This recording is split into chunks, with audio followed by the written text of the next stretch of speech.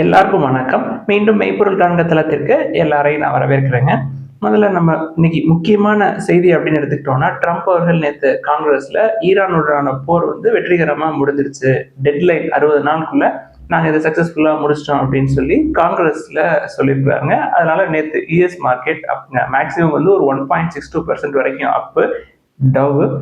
தென் Japanese market எடுத்துக்கிட்டோம்னா அதுவும் ஒரு 0.6% பக்கமா அப்படிங்க ஏர்லியர் ட்ரேடிங் செஷன். இந்த செய்தியை கேட்டு பிரெண்ட் க்ரூடோட பிரைசஸ் கீழே இறங்கிருக்குங்க. நேற்று $120 மேல இருந்தது பெர் பேரல், 8% பக்கமா நேற்று. அப்ப இன்னைக்கு நான் கடைசியா பார்த்தப்ப $111 பெர் பேரலுக்கு பக்கமா இருக்குங்க.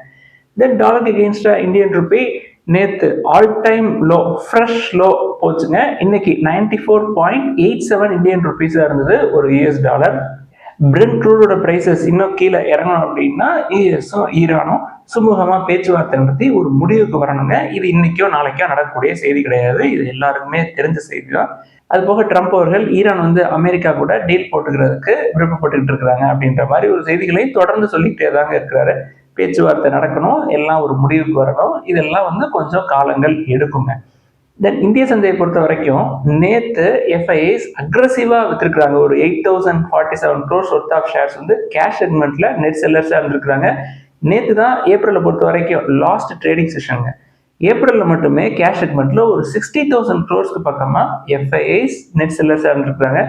சரி, 2026 கேலண்டர் எடுத்துக்கிட்டோம் அப்படின்னாலும் 1.9 trillion rupees வெளில எடுத்துக்கிறாங்க, நெட் செல்லர்ஸா இருந்திருக்காங்க எஃப்ஐஐஸ். கோல்டு எடுத்துக்கிட்டோம்னா 22 கேரட் கோல்டு பெர் கிராம் இன்னைக்கு ஒரு 50 rupees விலை இறங்கிருக்குங்க. 14,050 rupees இருக்கு. தென் இன்னைக்கு முக்கியமான அப்டேட் அப்படின்னு எடுத்துக்கிட்டோம்னா, ஃபர்ஸ்ட் எல்பிஜி சிலிண்டர்ஸ், அதாவது கமர்ஷியல் எல்பிஜி சிலிண்டர்ஸ் உடைய பிரைசஸ் ஏறி இருக்குங்க. 993 rupees 19 kilogram cylinders. But domestic cylinders எடுத்துக்கிட்டோம்னா 14.2 கிலோகிராம் சிலிண்டர்ஸ் பிரைசஸ்ல எந்த சேஞ்சஸுமே இல்லைங்க.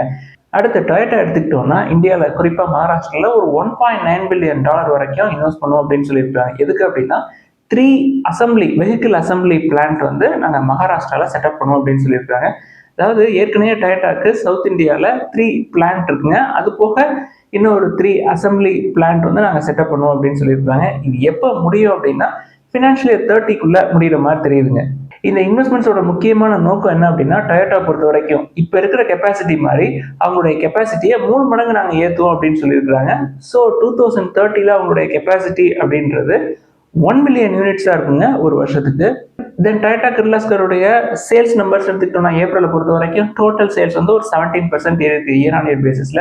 எக்ஸ்போர்ட்ஸ் ஒரு 23% அடி வாங்கியிருந்தாலும் டொமஸ்டிக் சேல்ஸ் பொறுத்த வரைக்கும் 21% க்ரோத்ங்க இயர் ஆன் இயர் பேசிஸ்ல. ஏப்ரல் 2026 பொறுத்த வரைக்கும் டொமஸ்டிக் பிவி சேல்ஸ் எடுத்துக்கிட்டோம்னா தொடர்ந்து மாருதி டாப் போர்ஷன் ரீட்டைன் பண்றாங்க.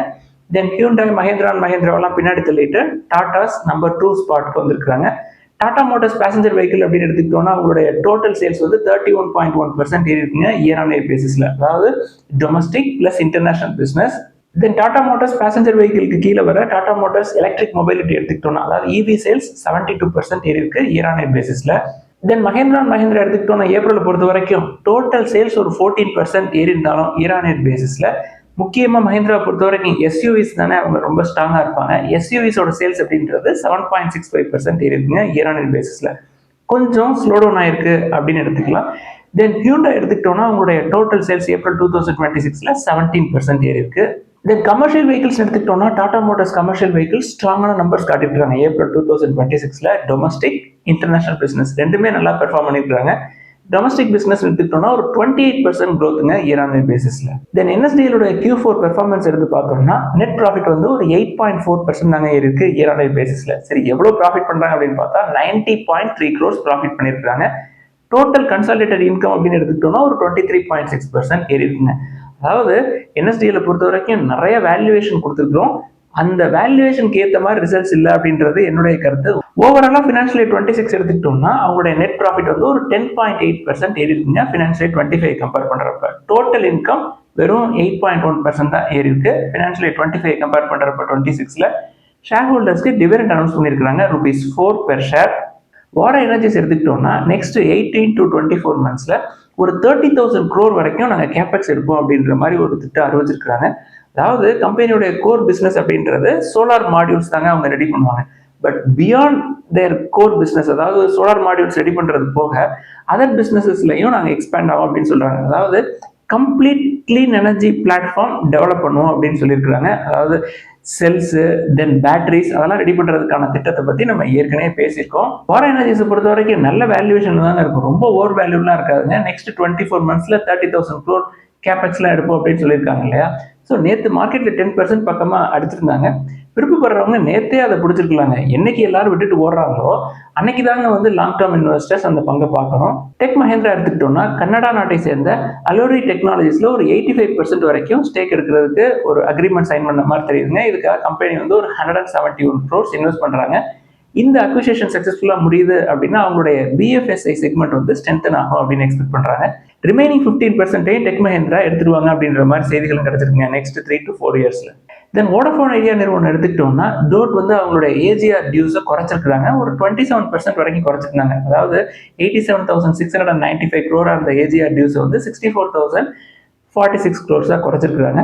அதாவது அவங்களுக்கு பெரிய ஸ்கெட்சே போட்டு கொடுத்துருக்குறாங்க. அதாவது ஃபினான்ஷியல் இயர் 41 வரைக்கும் அவங்களுடைய ரீபேமெண்ட் வந்து ஒரு ஷெடியூல் மாதிரி போட்டு கொடுத்துருக்காங்க. என்ன ஷெடியூல் அப்படின்றத நம்ம டிஸ்கஸ் பண்ணியிருக்கோங்க. ஃபினான்ஷியல் இயர் 32லேருந்து 35 வரைக்கும் எவ்ரி இயர் வந்து 100 crores.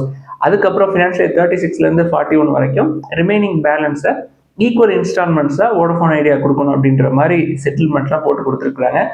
என்ன புரிஞ்சுக்கணும் அப்படின்னா இவங்க கடன் எல்லாத்தையும் முடிக்கிறதுக்கு ஃபினான்ஷியல் இயர் 41 ஆயிருங்க. நம்ம பெரும்பாலும் கடன் இல்லாத நிறுவனங்களாக பார்ப்போம், இதில் டெல்காம் வேற. ஸோ கேர்ஃபுல்லாக இருங்க.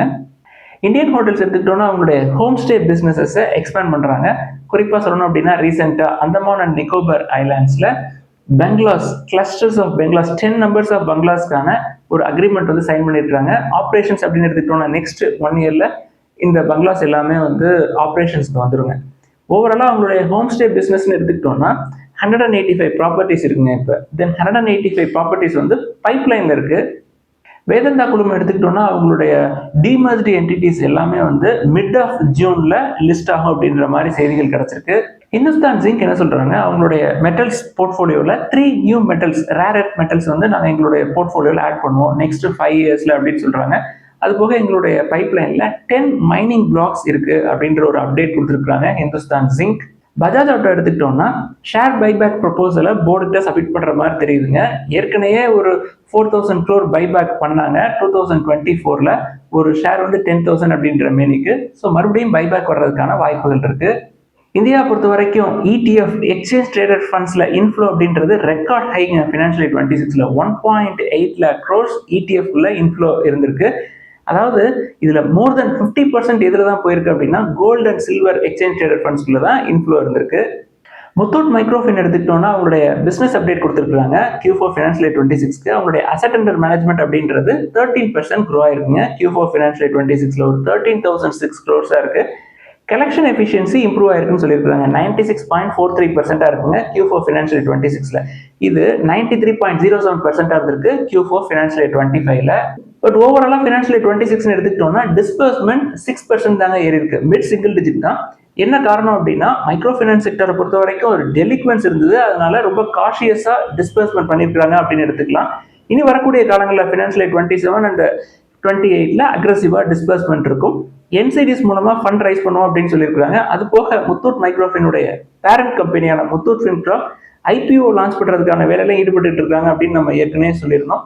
தென் Q4 பொறுத்த வரைக்கும் அசாமில் அவங்களோட ப்ரெசன்ஸை வந்து எக்ஸ்டெண்ட் பண்ணியிருக்காங்க. தென் ஆந்திர பிரதேஷ், தெலுங்கானாவில் அவங்களோட ப்ரெசன்ஸை இன்க்ரீஸ் பண்ணியிருக்காங்க. தென் Q4 ஃபினான்ஷியல் இயர் 26 பெர்ஃபார்மன்ஸ் எடுத்துக்கிட்டோம்னா ஃபர்ஸ்ட் நால்கோ நெட் ப்ராஃபிட் வந்து 7% ஏறி இருக்குங்க குவார்டர் அண்ட் குவார்டர் பேசிஸில். பட் இயர் ஆன் இயர் பேசிஸில் பார்த்தோம்னா 16% இறங்கியிருக்கு. தேர்ட் இன்ட்ரீம் டிவிடெண்ட் அனௌன்ஸ் பண்ணியிருக்காங்க ₹2 per share. பட் ஓவராலாக ஃபினான்ஷியல் இயர் 26 எடுத்துக்கிட்டோம்னா பெஸ்ட் எவர் ஃபினான்ஷியல் இயருங்க, ஹையஸ்ட் எவர் பெர்ஃபார்மன்ஸ் காட்டியிருக்காங்க. நெட் ப்ராஃபிட் வந்து 5,816 crores பண்ணியிருக்காங்க.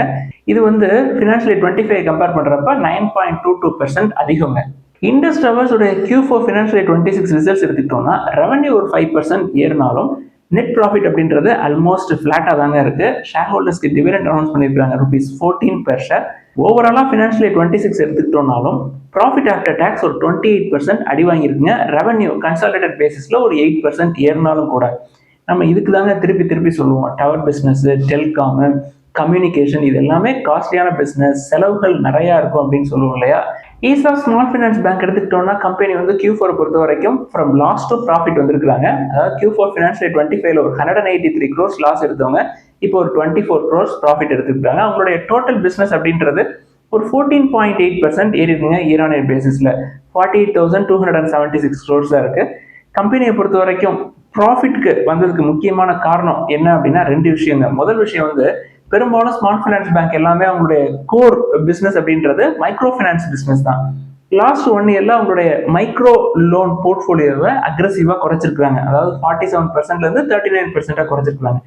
தென் மைக்ரோ லோனை குறைச்சாங்கன்னா வேற எதுலையாவது அக்ரெசிவா அவங்க வந்து லோன் கொடுத்துருக்கோம் இல்லையா. இவங்களோட க்ரோத்தை ட்ரிவன் பண்ணது எது அப்படின்னா கோல்டு லோன் தாங்க. கோல்டு லோன் போர்ட்ஃபோலியோ எடுத்துக்கிட்டோம்னா 54.5% இருக்கு இயர் ஆன் இயர் பேசிஸ்ல. Q4 ஃபினான்ஷியல் இயர் 26 முடிவில் அவங்களுடைய கோல்ட் லோன் போர்ட்ஃபோலியோ அப்படின்றது 8,858 crores இருக்கு.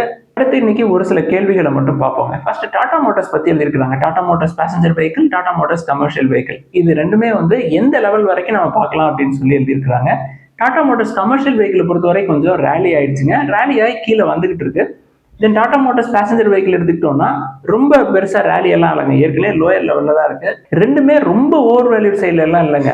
2 பிவி எடுத்தோம்னா ஒரு சிவி எடுக்கலாம். பட் இன்னும் கன்சர்வேட்டிவா பார்க்கணும் அப்படின்னா லோயர் லெவல்ல இருக்கிற பிவியை பார்த்துட்டு சிவி கீழே வர்ற வரைக்கும் வெயிட் பண்ணலாம். பட் சிவி கீழே வரல அப்படின்னா வருத்தப்படாதீங்க.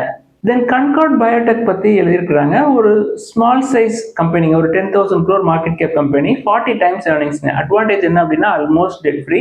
வேல்யூவேஷன் ரொம்ப காஸ்ட்லியா இருக்குங்க. அது போக என்னுடைய வியூ என்ன அப்படின்னா ஏற்கனவே பயோகான் இருக்கு என்கிட்ட. பயோகான் நல்ல பிஸ்னஸ், நல்ல ப்ரொமோட்டர்ஸ். என்ன அதில் ரிஸ்க் அப்படின்னா நான் பல தடவை சொல்லியிருக்கேன், டெட் ஜாஸ்தி. பட் அந்த ப்ரொமோட்டர்ஸ் எனக்கு ரொம்ப நம்பிக்கையான ப்ரொமோட்டர்ஸ். அதனால பயோகானை நான் தொடர்ந்து ஹோல்ட் பண்ணுவேன். அடுத்து கேட்வே டிஸ்ட்ரிபாக்ஸ் பற்றி எழுதியிருக்கிறாங்க. பயங்கரமா லாஸ் ஆயிருக்கு அப்படின்னு சொல்லி எழுதியிருக்கிறாங்க. ஷேரை நான் வந்து கொடுத்தாதாங்க எனக்கு லாஸ். இப்போ நான் வந்து 1.5 times புக்கில் கன்சிடர் பண்ணேன். இப்போ 1.1 time புக் வந்திருக்குங்க.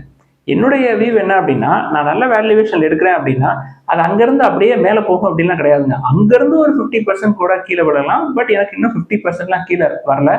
கேட்வே டிஸ்ட்ரிபாக்ஸ் மட்டும் இல்லைங்க, எந்த பிஸ்னஸாக இருந்தாலும் நான் எடுத்துட்டேன், அதை இப்போதைக்கு நான் கொடுக்குறதா இல்லை, உடனே மேலே போக வேணாம். நான் அப்பப்போ 5, 10, 1, 2 கன்சிடர் பண்ணிக்குவேன். வருஷத்துக்கு ₹2 டிவிடெண்ட் வருது. நான் ஒரு 10 to 15 years ஹோல்ட் பண்ணேன் அப்படின்னா எனக்கு அதிலே பாதி அமௌண்ட் வந்துடும். அது போக கம்பெனி வந்து தொடர்ந்து க்ரோவும் ஆவாங்க. டெட்டை குறைச்சிருக்கிறாங்க.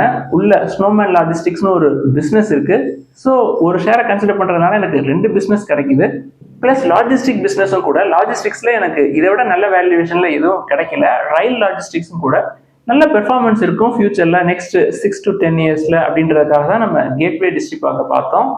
வார எனர்ஜிஸ் பற்றி எழுதியிருக்கிறாங்க. என்னதான் சார் பண்ணலாம் வார எனர்ஜிஸ், மார்ஜின் ப்ரெஷரில் இருக்கிறதுக்கு வாய்ப்பு இருக்கே அப்படின்னு சொல்லி நேற்று சொன்னீங்களே அப்படின்னு சொல்லி எழுதியிருக்கிறாங்க. மின் பத்திரிகையில் ஒரு ஆர்டிக்கிள் வந்துருந்ததுங்க. அந்த ஆர்டிக்கிளில் குறிப்பாக இவங்களுடைய கேபெக்ஸ், தென் இவங்களுடைய debt to equity, then margins effect ஆகிறதுக்கு வாய்ப்பு இருக்குது, இந்த மாதிரி ரிப்போர்ட் எல்லாமே கொடுத்துருந்தாங்க. அதனால ஷேர் ப்ரைஸை நேற்று பயங்கரமாக அடிச்சிட்டாங்க. இன்வெஸ்டர்ஸ் நம்ம ஏற்கனவே டிஸ்கஸ் பண்ண மாதிரி எல்லாம் விட்டுட்டு ஓடுறாங்க அப்படின்னா நம்ம பொறுக்கலாம். எல்லாம் அடிச்சு பிடிச்சி வாங்குறாங்க. பயங்கரமா ஷேர் பிரைஸ் ரேலி ஆகிட்டே இருக்கு. இப்போ எடுத்துக்காட்டுக்கு எம்டார் டெக்னாலஜிஸ் பத்தி ஒரு நம்பர் எழுதிருக்காங்க. தொடர்ந்து ரேலி ஆகிட்டே இருக்கு அப்படின்னு சொல்லி எழுதிருக்காங்க. அது மேல போயிட்டே இருக்கட்டுங்க. நம்ம போய் ஒய்டு போற பாலை தொட்டு இன்சைட் எட்ஜ் ஆகி போல்ட் ஆயிடக்கூடாது. போனா போயிட்டு போகுது.